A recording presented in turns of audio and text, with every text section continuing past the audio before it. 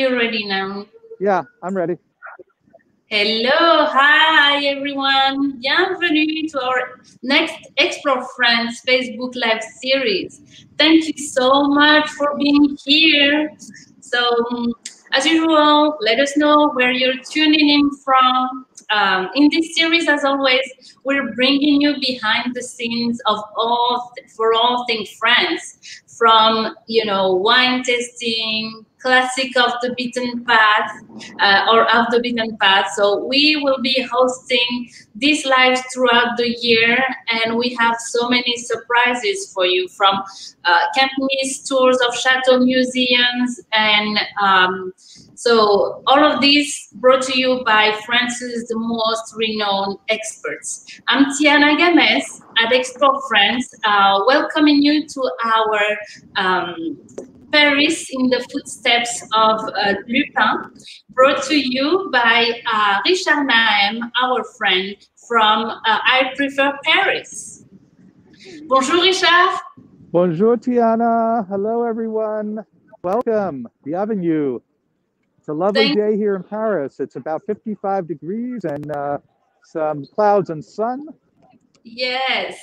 So today we've decided to spend the next hour on the filming location of the successful French series Lupin.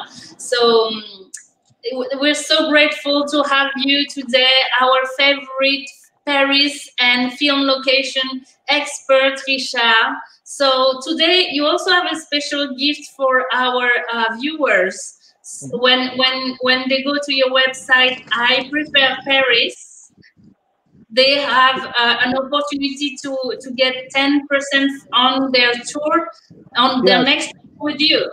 Yes, exactly. So if they subscribe to my blog, there's a subscription box on the right-hand side of the blog. And if they enter their name and email address in there, they'll be on my mailing list. And then they get a 10% discount on one of my tours when they sign up for the subscription. Thank you so much for sharing this with our viewers, Richard. That's so nice. So without further ado, tell us a little bit about what we were expecting today. Okay, great.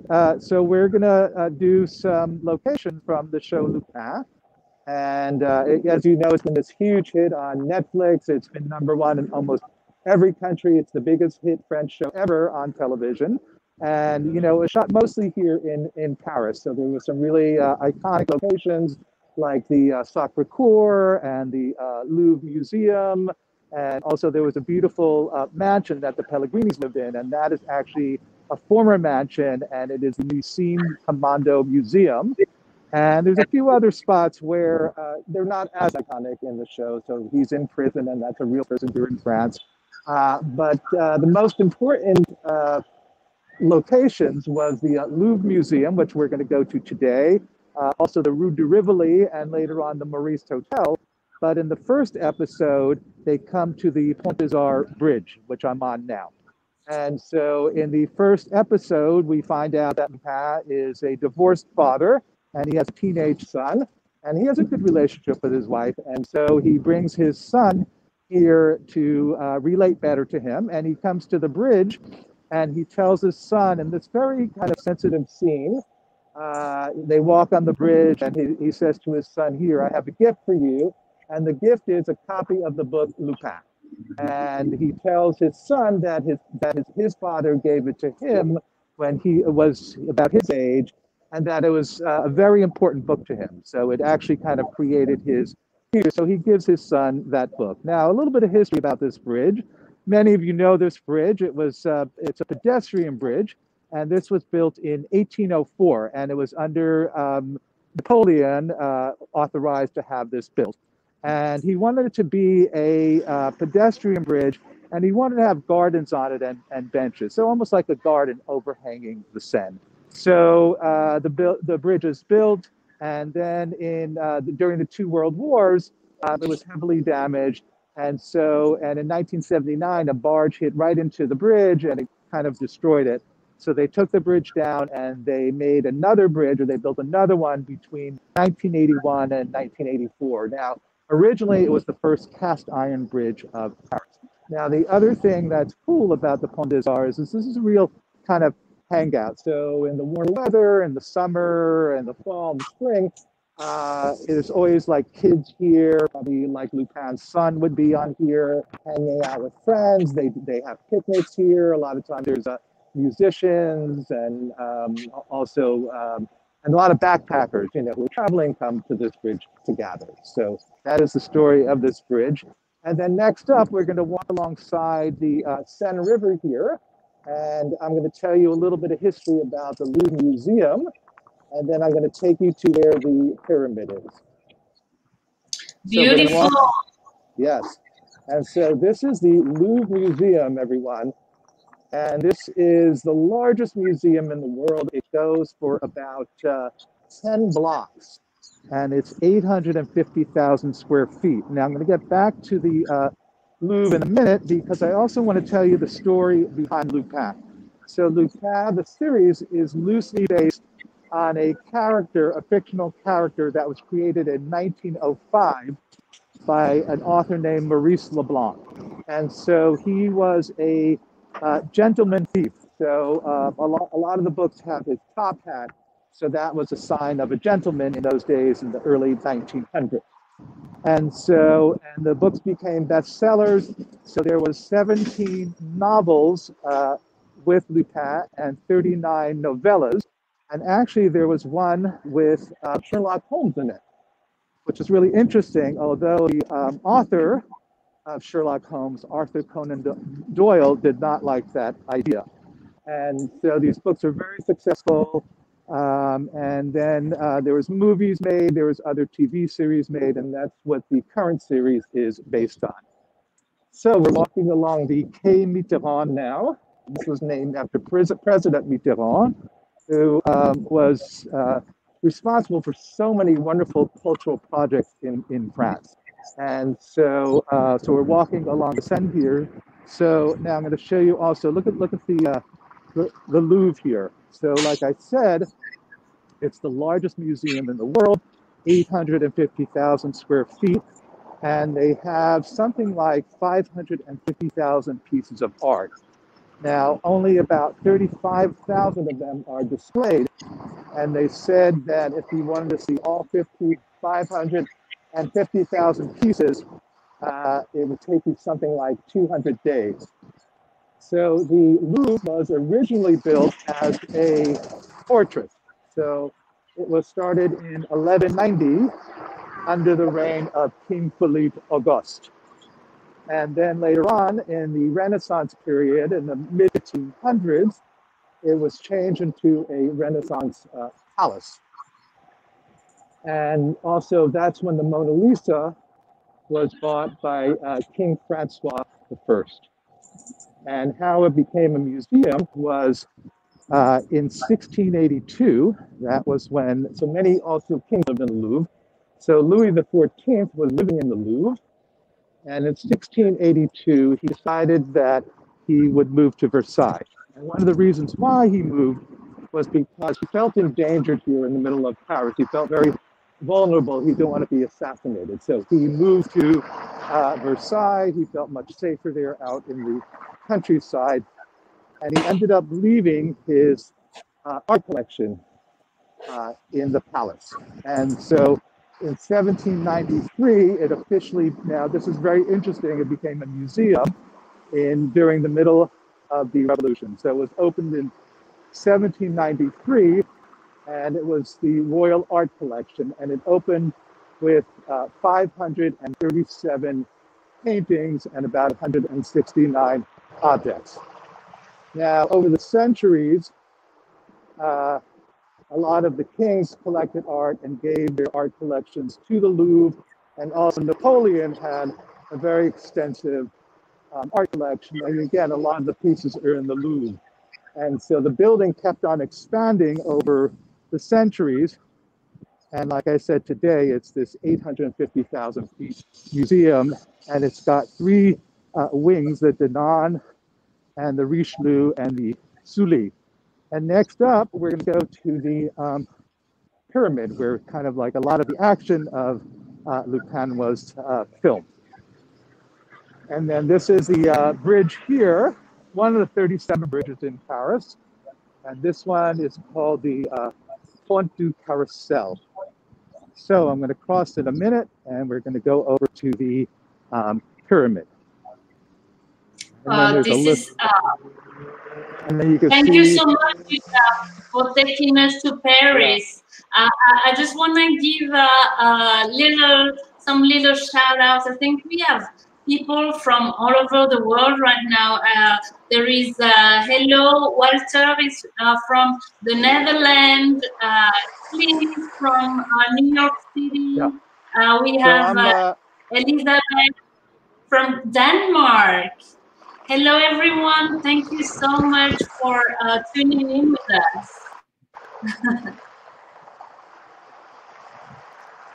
This is fantastic. Okay. So there's a lot of people out on the streets today the last few days. The kids are off of school this week and next week. So the city's somewhat crowded. Oh, yes. So here too in New York.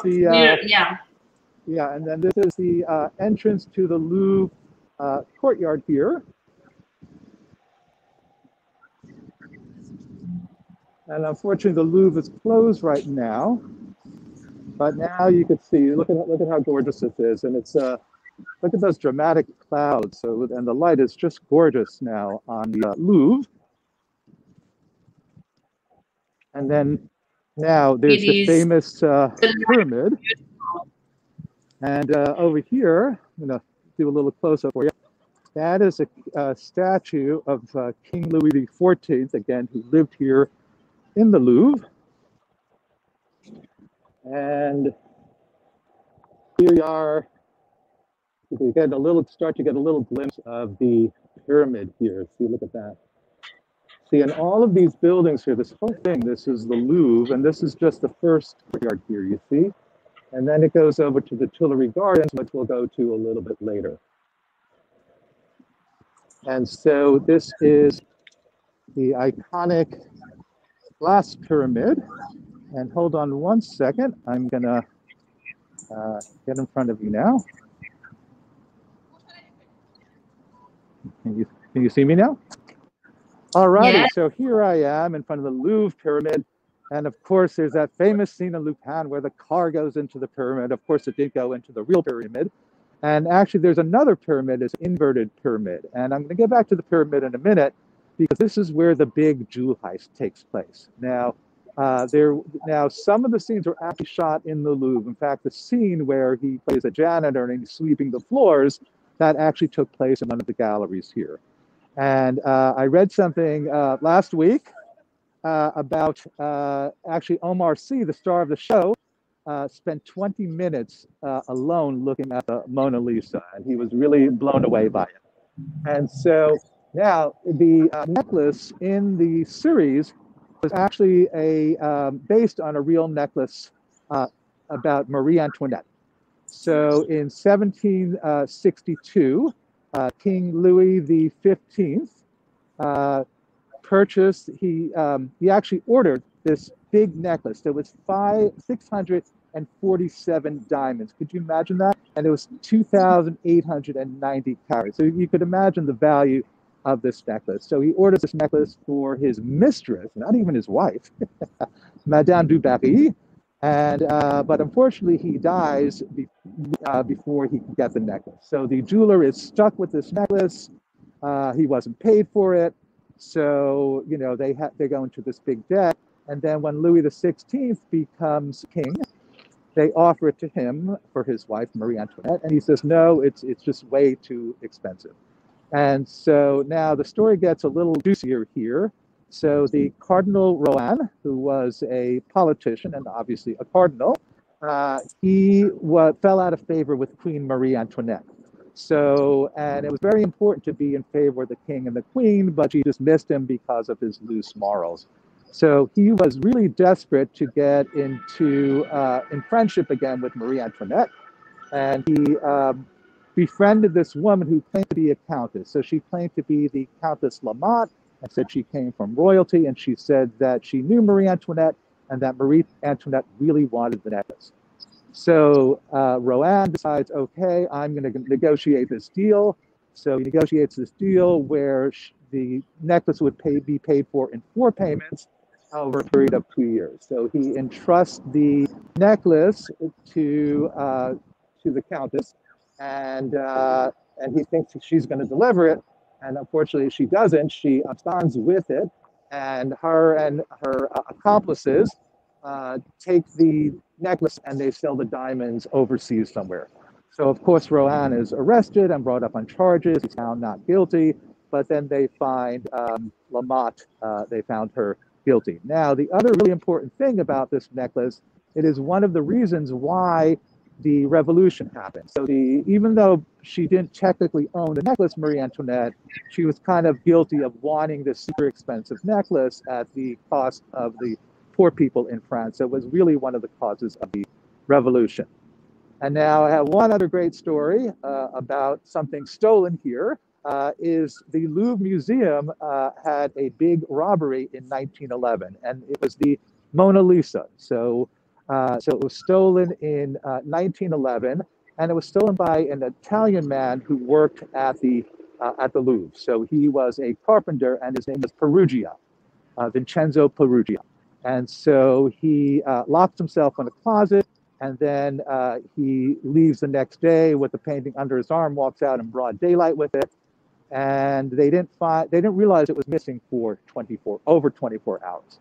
Now, the reason why he stole it was he was put up by a South American art dealer who made 5 copies of Mona Lisa, and once it was stolen, he offered it to his client, even though they were fakes. So Perugia goes back to Italy. He's in Florence, and the painting goes missing for almost 2.5 years. And finally, when he decides he needs to sell the painting, he goes to the Uffizi Museum, and of course the Uffizi Museum reports to the Louvre. So that is the story of the stolen painting of the Mona Lisa. Now, the really interesting thing is that the Mona Lisa was not that famous of a painting before that. The fact that it was stolen really created the mystery around it. And in fact, they said they had record crowds after it was stolen, and people came to look at the empty space where it was. So that is probably why the Mona Lisa is the most known painting in the world, because of that. So I'm going to walk across here now into the Tuileries Gardens. Yes, there were a few books written about the necklaces. Yes, so, there was a story by not Guy de Maupassant, I can't remember the author now, but they also made a film out of it in 2001, an American movie. Right. So this view is amazing. Please don't hesitate if you have any questions for Richard. He's taking us on this. Yes, I'd be more than happy to answer questions. Yes. So right now, where are we heading, Richard? So we are heading to the Tuileries Gardens, and in front of you over there, that is a mini Arc de Triomphe. Yes, so that's and then you see all of this here is still the Louvre Museum. Yes, so this is the palace. Yes. Now this is the Now this is the this archway is the entrance to the Tuileries Gardens. And in a minute, we're going to show a video with all the history about this mini Arc de Triomphe. So, okay, so we're ready for the video now. Just let me know when you put it on. Now I'm in front of the Arc de Triomphe du Carrousel, and this was built between 1806 and 1808, the same time as the Arc de Triomphe des Étoiles. And these were commissioned by Napoleon Bonaparte to celebrate the battles that he had won.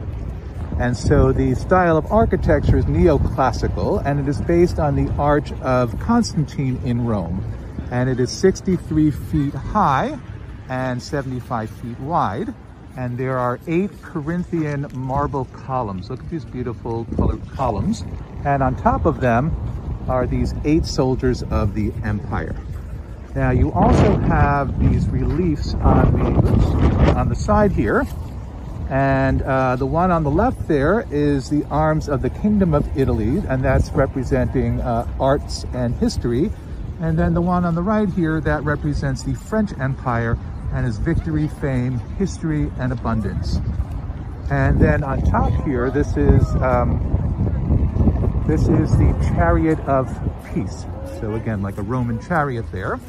Now, this is directly in line with the Arc de Triomphe des Étoiles. Now, it's interesting, the Arc de Triomphe des Carrousel only took 2 years to build, from 1806 to 1808.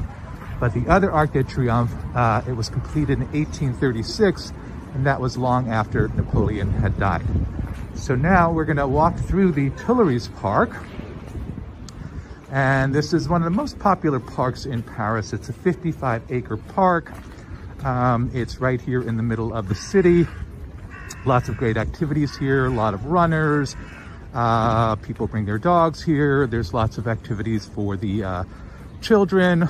There's even some restaurants and cafes right here in the middle of the park. And then I'm going to turn around here because I want to show you the back of the archway. So you could get a little different view here, and then you could see the also see the pyramid kind of through here. So this is the back view of the Carrousel du Louvre. And again, this whole building here is the Louvre. See? And so now the other cool thing about the Tuileries is in the summer, what they do is on this side here, they actually build an amusement park. So they have a roller coaster, and they have water flume rides, and they have cotton candy, and they have games of chance, and they have a fun house. So it's kind of funny here in the summer. And then here, these are very typical the formal gardens in Paris. So these are what they call topiaries, and they almost look like, I mean, to me, they look like little houses or little huts. So they're quite striking. And there's also a lot of statues through the Tuileries Park. And here's a little surprise here. There is the Eiffel Tower, guys. So I'm gonna do a little bit of a close-up here. There you go. And so there's a great view here in the park. So you see the Eiffel Tower, like I said, the Arc de Triomphe down there. You see also the obelisk that was a gift from Egypt to France in the 1830s. And then again, we're going to go left here because I also want to show you a close-up of the d'Orsay Museum. So the d'Orsay Museum, as you probably know, is a museum for the Impressionists. And that was launched in 1984. And it's one of the most popular, second most popular museum in Paris. And so straight ahead also is the Place de la Concorde, which ends the Tuileries Park.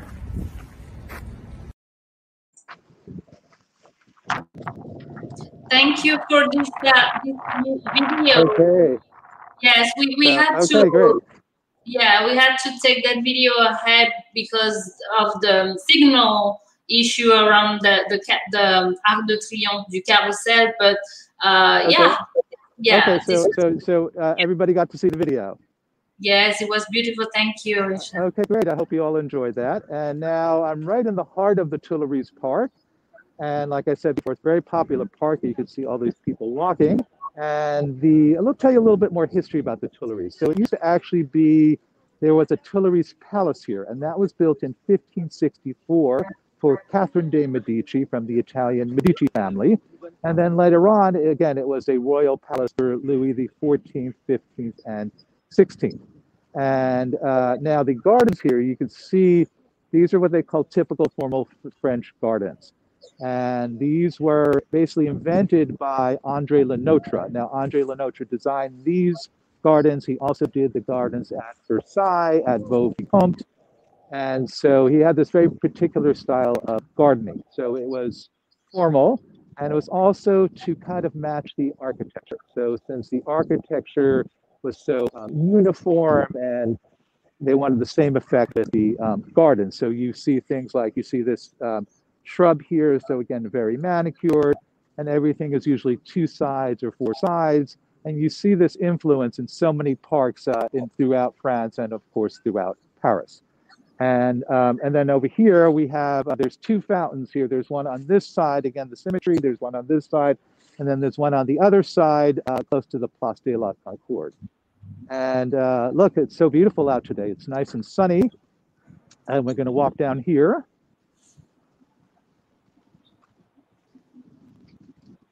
So you don't live too far from there, right, Richard? Say that again? You live close to the Jardin des Tuileries? Yeah, we're right here in the middle of it. No. Yeah, you yourself, you live close. I live maybe about 4 metro stops from here. I live in the Marais district. Yeah. And it's just a straight shot on the #1 line. And see, now it's so warm out today, people are actually sitting outside. Just imagine that less than 5 days ago, it was like 32 degrees Fahrenheit. It was freezing. So it's almost like a spring-like day here. And you can see these are the famous green French park chairs. So you see these in the Luxembourg Gardens. You see them in a lot of parks all around Paris. Right. And then the trees are going to start to come in soon. Still bare. And then they're going to start planting flowers very soon. And then over here, this is the back of the Louvre here, or not really the back, but the west side of the Louvre here. And then in a minute, we're going to go on this street here, which is called the Rue de Rivoli. All right. Yeah. Can we have a look at the fountain? It's so beautiful. Sure. Yeah, look at how pretty that is. Beautiful. Yeah, let us take it in. This is wonderful. Thank you. So there you go. Yeah.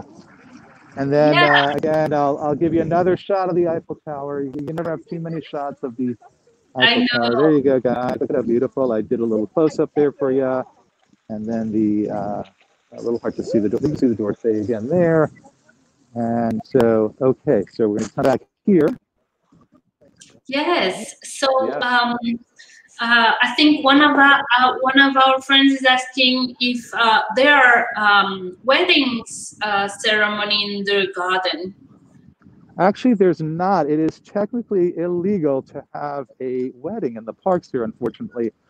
Now, a little bit of a funny story. So a number of years ago, somebody asked me if I would arrange a wedding for them in the in the Luxembourg Gardens. So I did all these arrangements.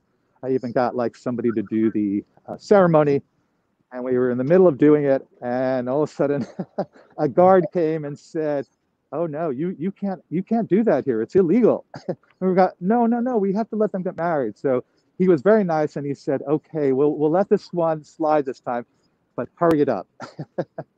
So look at this beautiful. So this is a really beautiful sculpture. I told you there's lots of sculptures here in this park, and this particular sculpture was of a man named Jules Ferry. And Jules Ferry was a statesman and a politician, and he was also Prime Minister of France twice. And he lived in the early to mid 1800s. And actually, this statue, what it is he was actually responsible for bringing free public education to France. So he made a system, and also the other thing, he was very adamant that everything should be taught just in pure French. So there was no, like, people couldn't use Bretagne dialect or other sort of sub-languages here in France. It had to be in French. And also there was no religion allowed in the school. And so, so he had them take off a day off for their religious studies, which now is usually Wednesday here in the school system here. So he lived between 1832 and 1893. And then we're going to walk, we're going to exit the garden here, and we're going to walk along, like I said, the Rue de Rivoli. And we have a couple of interesting historic things. So the Rue de Rivoli, again, was started. So Napoleon was really responsible for, he and Haussmann were really responsible for so many monuments and so many public works here in Paris. And so, a second. Oops. Got to get this gate here open. Okay, Well, sorry about that. can we get a last view of the garden before you leave it? Sure. Okay. All right, one last view here. Oh my All gosh. right, take a breath of fresh air. Wow. Enjoy the This is park. wonderful. Yes. Okay. All right, so now, we're back to the main street here, and across the street there, see, that is a statue of Joan of Arc. So that statue was, one second, I'm just going to cross here. I don't want to get myself run over. I want to cross with the light here. So this beautiful gold statue of Joan of Arc, this was actually constructed in 1874. So the Franco-Prussian War was a big defeat for France, and after that, they really wanted to renew the spirit of the people of France. So they erected this statue, again, to pay tribute to one of their heroes, Joan of Arc. And this is also the site where she was attacked in 1429, so that's why they put the statue up here. And it's very interesting. The original statue, the sculptor was kind of unhappy. It wasn't gold originally. It was a iron statue or a bronze statue. And the sculptor decided, okay, he didn't really like the proportions, but he said, how do I sneak a new one in there? So what he did was, when they were building the metro in 1890, all these streets were, not destroyed, but they were under construction. So somehow he snuck in there, put this new statue up, and it's all now painted gold. And so, alrighty, so we're going to walk along the Rue de Rivoli now. And the Rue de Rivoli is kind of the big main boulevard of the right bank of Paris. And again, it was originally started by Napoleon. Oh, look at this early 1800s. Door. Sorry? The door. Say that again? The beautiful door, the gate. Oh, yes. Oh, yes. Yeah, look at that. Now, I want to tell you something. So when you subscribe to my blog, I do a whole section about doors. So I do a feature called the Door of the Month, and every month I put up a beautiful door. So that is one of the cool features about my blog. And so anyway, so the Rue de Rivoli was, again, installed or ordered by Napoleon. And it was the first kind of wide boulevard of Paris. And so originally it just went a few blocks from the Place Concorde to the Palais Royal. And then later on, they kept on extending it in the late 1800s. And it's also, if you walk all the way down, it actually hits the Bastille. So it's almost like a 3-kilometer street here. So it's a very long street. And also the Hotel de Ville is further down here. And then it leads to the Bastille, or Place de la Bastille. Yeah. And so this is kind of like the heart of Paris here. It really is kind of like a midtown. So there's lots of offices around here, businesses, lots of shops. It's, somewhat touristy here because, you're near the Louvre and all the popular attractions. You're also near the Opera House. And then a block over from here is the Rue Saint-Honoré, where all the designer clothing shops are. So here, this is like a vintage jewelry shop here. You see this has some beautiful old watches here, Baume & Mercier, Omega, some antique jewelry. And then this is a very cool store with figurines. So they have, duty-free shops. So they have Swarovski crystal things, the Yedro figures here. And look at these clocks. These look like these Fabergé right. And talking about the Fabergé eggs, so this is actually the place where during the show, and I'm sorry for the spoilers for those who haven't watched the Netflix show, but the Fabergé eggs, what is the story here? So he's actually... Okay, so yeah. I'm going to show you in a minute. One other thing I want to show you, what's very cool is you see these were from the early 1900s. Look at these beautiful mosaic floors, and you see these all along here. And this is also a covered walkway. So this is really the only place in Paris on a main street where you have these kinds of galleries here, or like coverings. They're very popular in Italy, but not so much here in Paris. And so the Fabergé egg, so there is a scene where he's a gentleman thief, and he's in this woman's apartment, and he wants to take care of her valuables. And wait, here's a really wonderful jewelry shop too. So there's diamonds, diamond watches, rings here. Chopard, you know Chopard, very famous jewelry brand from Switzerland. And in a minute, and so anyway, so that scene, so he tells this woman that he's going to take care of her treasures, and she has a Fabergé egg. And if you don't know what Fabergé eggs are, they were these very precious eggs made with gold and silver and jewels, and they were from Russia. And they were basically, I think there's maybe about 150 of them in the entire world. So they're very collectible, and they were originally made for the royals, Right. the kings and queens of Russia. And then here's a shop for Lalique vases and Baccarat crystal. So again, look at these. Look at how gorgeous these Lalique figures are. See the angel there, and then look at these pieces. And then there's this gorgeous Baccarat goblets here. And again, look at these really cool floors here. And then also, this is a very high-end shopping area too. So like I said, the Rue Saint Honoré. And then this is a very reputable jeweler, Marc Delaroche. And again, some really beautiful jewelry here, very simple designs. They're a little hard to see with the reflection, but I think, oh, look at that big ring there. That looks like an amethyst. So, everybody wants to say hi into the camera. And then here, this is a Galliani. Over here, this is a famous bookshop. So this is very old publisher in France, and they have a book here about Fabergé eggs, the ones we were just talking about. And they sell a lot of classic books here. They also really have great coffee table books, photography books. And I just love coming in here sometimes and just browsing through all the books. Now, you see this big line here. See where people are gathering. This is for Angelina. Now, if you don't know what Angelina is, this is a very famous cafe and tea room.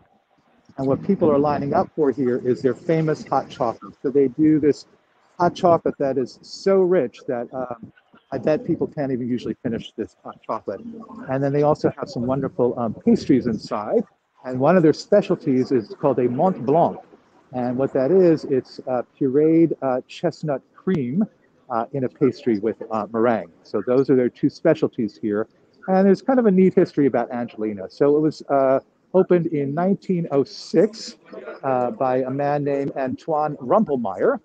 And he was Austrian. So he brought kind of the Austrian style of cafes here to Paris. And it immediately became very popular. And Coco Chanel came here frequently, and so did Marcel Proust. And like I said, it's super popular now, and people are lining up for the wonderful hot chocolate. And one other thing here, we're going to go in front of the Maurice Hotel. And hold on a second, I'm going to go out. Oops. I'm going to go out into the street here so you can get a better view of it without getting killed. Yeah, no. Hold on a minute, I'm going to do it another way. All right. All right. So the Maurice Hotel was actually the first luxury hotel of Paris. So it was opened in 1835, and it was by a man named Augustin Maurice. And today it's the 5-star hotel. And so originally when it was opened, the reason why it was opened because they catered to wealthy British tourists. So that's when the royalty and the wealthy people of Britain would come over to Paris. And actually it was originally called the Hotel of the Kings because a lot of royalty stayed here. And actually, Queen Victoria stayed here in the late 1800s, and they completely redesigned the first floor just for her. And this is now what they, and also is the first hotel to have telephones. And then in 1906, they opened up a terrace restaurant on the roof. That they were the first ones to do that. And they were the first ones to also install private bathrooms in every room, again, in 1906. And in 2007, they did a major renovation of the hotel under the designer Philippe Starck. Now, the thing is that Philippe Starck was very influenced and inspired by Salvador Dali. And Salvador Dali would spend 1 month every year for 30 years at the hotel here. And there's a suite named after him. And so because Philippe Starck loved Dali so much, he designed a lot of the main rooms here. The restaurant has ceilings painted like Dali.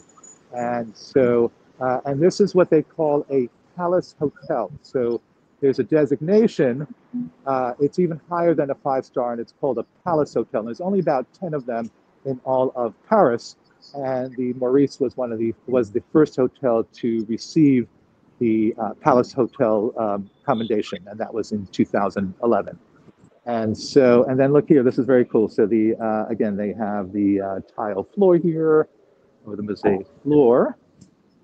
So, alrighty, everyone. So does anybody have any questions? We have a few more minutes left for questions, so I'll be more than happy, Tiana, to see if anybody has some questions. Yes, let's see. I think, first of all, thank you so much, Richard, for this wonderful tour. You're taking me back home, and yeah, I've never been so close to Angelina and Paris since a long time. So thank you. Oh, you're welcome. And I forgot to tell everyone, they just opened up an Angelina in New York City. On Avenue of the Americas, right near Bryant Park, I think about 40th or 41st Street. So you can now get that amazing hot chocolate in New York City, although it's still better in Paris. They did, and it is, I mean, it doesn't beat, drinking your hot chocolate in one of those love seats in the Jardin des Tuileries. So, yes, yeah. Yes. That's true. So, I think we have a couple of questions. So, okay. Yeah, some of the questions were about the stores. Are the stores open for the day? What are the hours now on the Rue de Rivoli? How are things going? So usually they open somewhere between like 10 to 7 or 10 to 8, but there is a 6 o'clock lockdown here in Paris. So most of these stores are either going to close by 5 or 5:30. So that's why they're also lining up at Angelina, because I think, it's almost 5 o'clock now. And I think people want to get their hot chocolate before they can't get it anymore today. And usually the stores here are open, I think, depends on the store. Like the souvenir stores are open all the time, but the finer shops like the clothing, jewelry shops are usually open 6 days, Monday through Saturday. Oh, okay, fantastic. All right. Yeah. Oh, we have lots of questions here regarding your tours, Richard. So, okay. What type of tours do you offer? Is the Lupin tour gonna be, one of your regular tours now?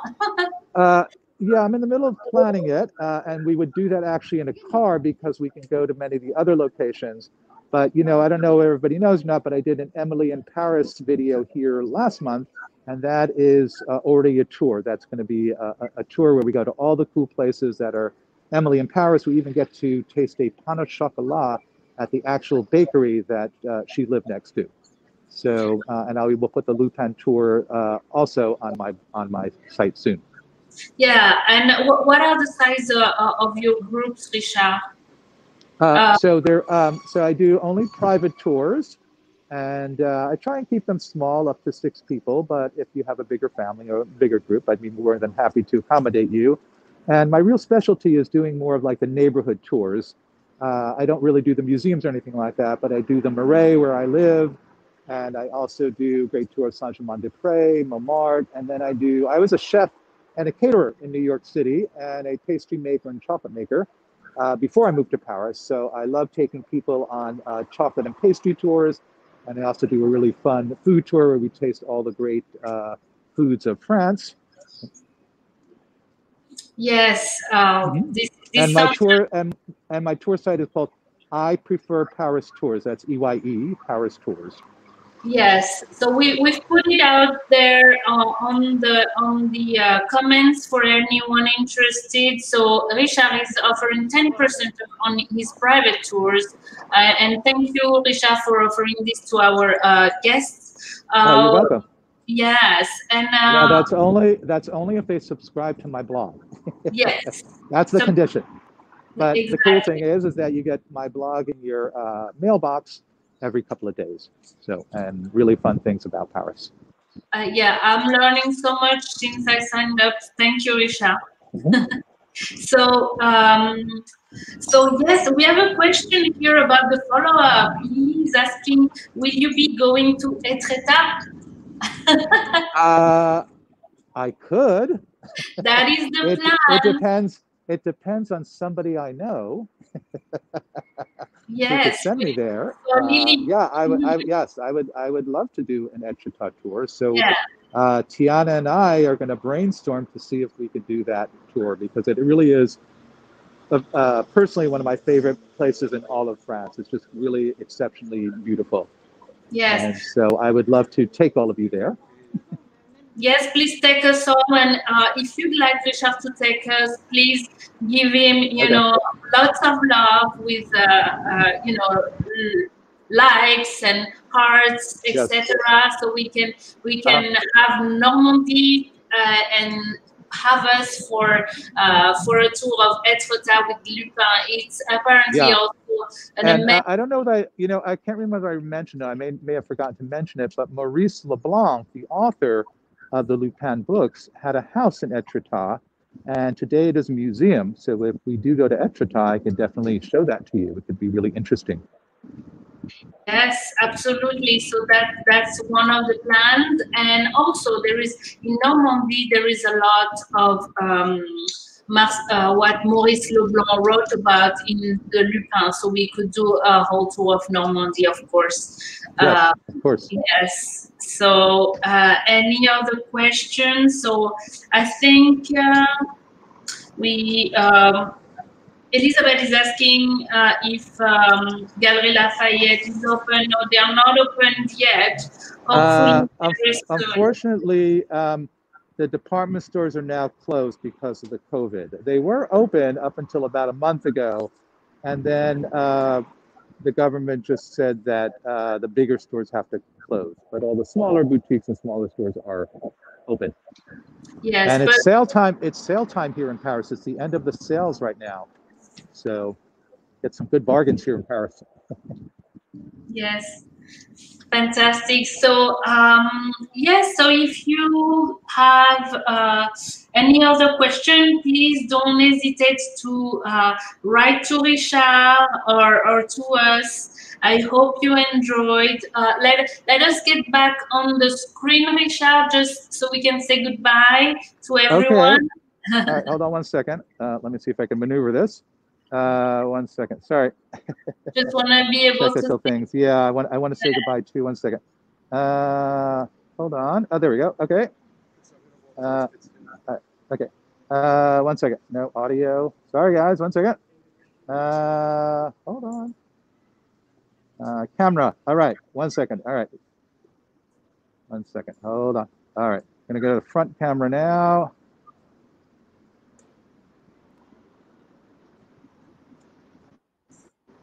Yeah. Right, voila, there I am, guys.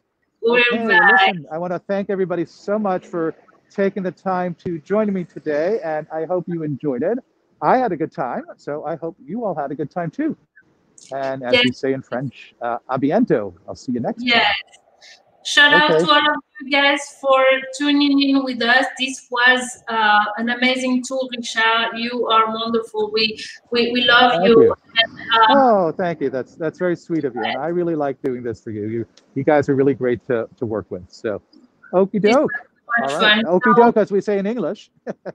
Au revoir, Richard. Okay, And au revoir. before Bye, everyone. Bye-bye. Before everyone leaves, I just want to give a last announcement about our next schedule. So February 24th, we will take you to the French Caribbean. We are going to Martinique next week. So, you know, follow us on Facebook or sign up to our newsletter on France.fr if you'd like to get the schedule. So that is in February. In March, we're planning on going truffle hunting. We're planning a fashion tour of Paris, and we are planning to go cheese making in the Loire Valley. So we have lots of really fun plans to get entertained during this time. I hope you've enjoyed your time with us, and Richard. He is so wonderful. And let us know, give us your feedback, where you want us to take you next. We're trying our best to get you everywhere in France, your recommendations are always welcome. Merci beaucoup. We're gonna play you a little behind the scene that we find out on Netflix while we leave each other. Merci et au revoir. À bientôt.